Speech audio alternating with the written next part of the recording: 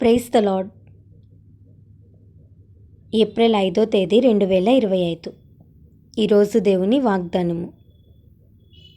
నీతి కొరకు ఆకలి దప్పులు గలవారు ధన్యులు. మత్తయి సువార్త 5వ అధ్యాయం 6వ వచనం. ఈ వాక్యం ద్వారా మనం తెలుసుకోవాల్సిన విషయం ఏంటంటే, ప్రభు అయిన యేసుక్రీస్తు వారు ఈ లోకంలో ఉన్నప్పుడు ఆయన బోధను వినటానికి వచ్చిన జన సమూహంతో చెప్తున్న మాటలివి. మత్తయి సువార్త 5వ అధ్యాయంలో పరలోక ధన్యతల గురించి చెప్పబడింది. ధన్యులు అనే పదానికి గ్రీక్ భాషలో మెకారియోస్ అనే పదం ఉంటుంది. అంటే దేవుని చేత ఎన్నుకోబడిన వారు అని అర్థం. నిజమే కదా, దేవుని చేత ఎన్నుకోబడిన వారే ఈ లోకంలో ధన్యులు. ఈ లోకంలో మన చుట్టూ చాలామంది డబ్బు కొరకు, అధికారం కొరకు ప్రయాసపడుతూ ఉంటారు. అవేవీ శాశ్వతం కాదు.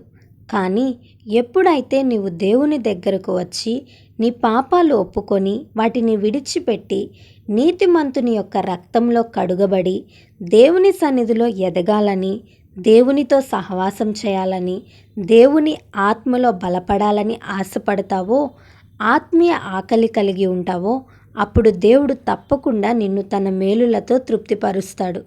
లూకా సువార్త 1వ అధ్యాయం 53వ వచనంలో మరియా ఆకలి కొనిన వారిని మంచి పదార్థములతో తృప్తిపరిచెదవు అని అంటుంది.